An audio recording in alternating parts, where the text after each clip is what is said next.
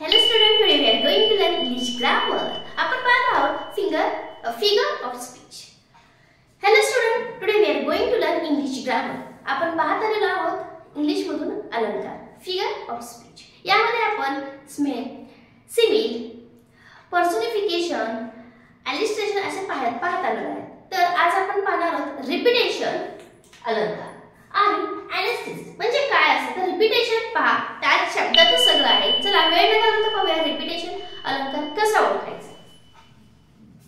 Repetition पहा, आता तुम्हाला काय एक्झाम्पल दिलेले असतात. तिथे दिलेलं असतं identify the figure of speech. मग ते कुठलं असेल, सिमिल असेल, पर्सोनिफिकेशन असेल, एनालिसिस असेल किंवा रिपीटेशन असेल. तर रिपीटेशन मध्ये काय झालेलं असतं, एखाद्या शब्दाची पुनरावृत्ती झालेली दिसते.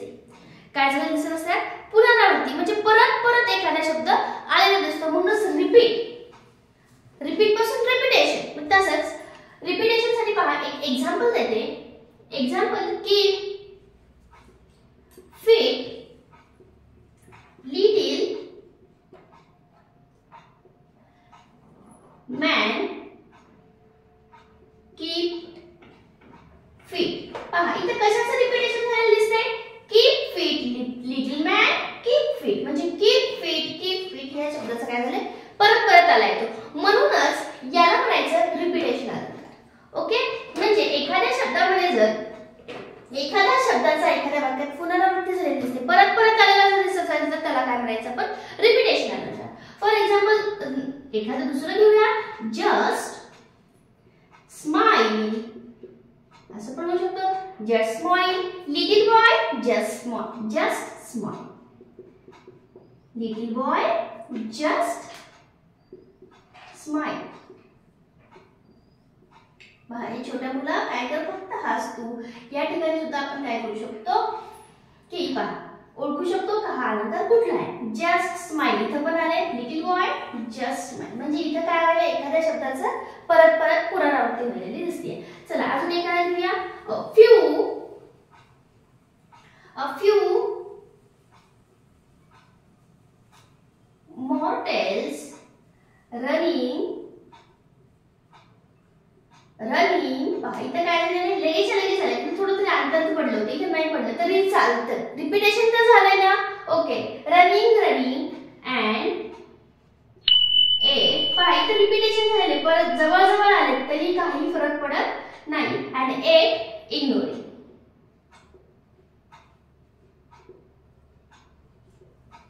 अशा पद्धतीने इथे काय झालंय, इथं फर्स्ट आले परत शेवटला चालते. इथं लगेच इथेच रनिंग आले, चालते, काय फरक पडत. रिपीटेशन तर झालंय वर्डचं. ओके, मग त्याला म्हणायचं रिपीटेशन अलंकार. ओके, रिपीटेशन अलंकार यूज कर. जेव्हा तुम्हाला त्या अलंकाराच्या सगळे मी शॉर्टकट सांगितले. रिपीटेशन म्हणजे एखाद्या शब्दाची पुनरावृत्ती. स्माइल असेल, सिमिल असेल तर काय असतं, ॲज असतं, सो असतं, लाईक असतं, त्याच्यासारखं. पर्सोनिफिकेशन असेल तर काय, प्रत्येकाची मी ट्रिक सांगितली. तर एकाच कागदावर तुम्ही प्रत्येकाचे फक्त नाव लिहिलं, ट्रिक लिहिली, तर तुम्हाला हे 4 पानाचा जो अभ्यास असतो आपला, फक्त 5 ओळीत किंवा हे सगळं आहेत जे 14 आहे त्याचे टाईप, हे फक्त 14 लाईन मध्ये तुमचं पूर्ण ह्याचा जो काही सिलेबस आहे चॅप्टर तो कव्हर होऊ शकतो, just only by short tricks. यासाठी तुम्हाला व्हिडिओ पूर्ण पाहावा लागेल. आज नेक्स्ट पाहायचं आहे आपल्याला रिपीटेशन नंतर आहे एनालिसिस. आता एनालिसिस म्हणजे काय, एनालिसिस म्हणजे असतो विरोधाभास अलंकार. एनालिसिस म्हणजे काय असतो, विरोधाभास अलंकार. मग विरोधाभास म्हणजे काय असतो, काही लक्ष द्यायचं नाही, जास्त विचार करायचा. विरोधाभास थोडा विचार केला तर आपल्याला जास्त विचारही करायची गरज नाही. विरोधाभास म्हणजे काय, विरुद्ध काहीतरी बोललेलं असणार. मी म्हणलं उठ की तो बसणार, झाला विरोध. यालाच म्हणायचं एनालिसिस. म्हणजे काय पहा, एक्झाम्पल घेऊन सांगते. फॉर एक्झाम्पल एंटीथेसिस एनालिसिस म्हणतात. एंटीथेसिस हा आहे याचा, त्याला म्हणायचं विरोधाभास अलंकार. पहा मग ते विरोधाभास कसा होतो. एक्झाम्पल आहे, and whether the game you lost or win. आता पाहूया स्टार्टिंगला, पण त्याच्यामध्ये तुम्हाला one by one I will explain. Control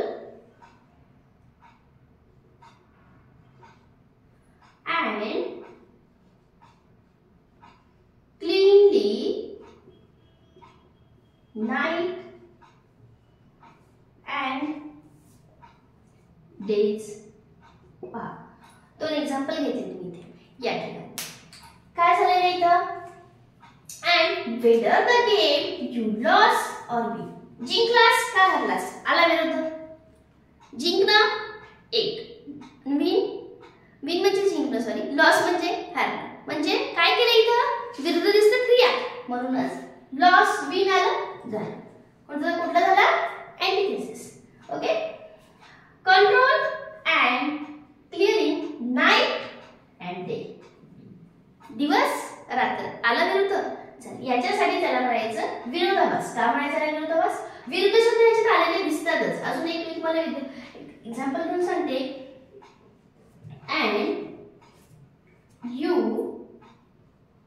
want to smile. पहा, तुला हसायचं होतं. And you want to smile. तुला वाटतं का हसावं? But हसायचं होतं पण काय केलंय? रडला असेल किंवा लाजला असेल. रडला पण रडला घेऊया. You have to cry. तुला काय करायचं होतं? हसायचं होतं पण तू काय केलास? रडलास.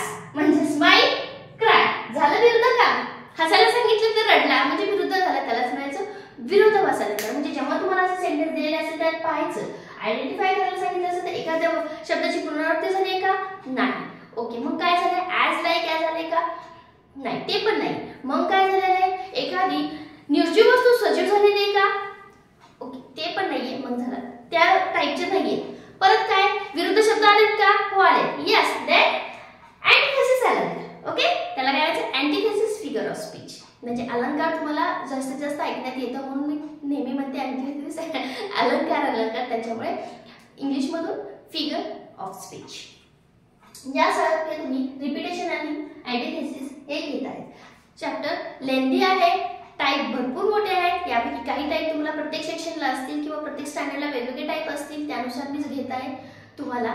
यामुळे तुमचं की सेक्शन खूप जणांना हा सोडून देतात 1 मार्क, पण हा हातचा 1 मार्क आहे. So please don't leave like this question. Learn and if you have any problem please comment me. I will try to solve your all problem. Okay, चला आज आपण पाहिलं आहे रिपिटेशन आणि अँटिथेसिस. हे 2 पाहिले आहेत. म्हणजे आपले टोटल झाले आहेत 6. ज्यांनी पहिले काही पाहिले नसेल तर त्याची लिंक मी आय बटनवर देते, तिथे जाऊन तुम्ही पाहू शकता. त्याला फक्त टच केलं तर तो व्हिडिओ ओपन होईल आणि तुम्हाला पाहायला मिळेल. म्हणजे जे तुम्हाला स्माईल, सिमिल, पर्सनिफिकेशन आहे, या सगळ्याचे मी जे काही शॉर्ट ट्रिक्स आहेत त्या तुम्हाला माहिती होतील आणि ते सुद्धा नंतर तुम्हाला पाहायला मिळतील व्हिडिओ आणि ओळखायला पण तुम्ही इझी शिकू शकाल. ओके, चला व्हिडिओ कसा वाटला नक्की सांगा. चला लाईक करायचं असेल लाईक करून घ्या आणि शेअर आणि सबस्क्राईब करायला मात्र विसरू नका.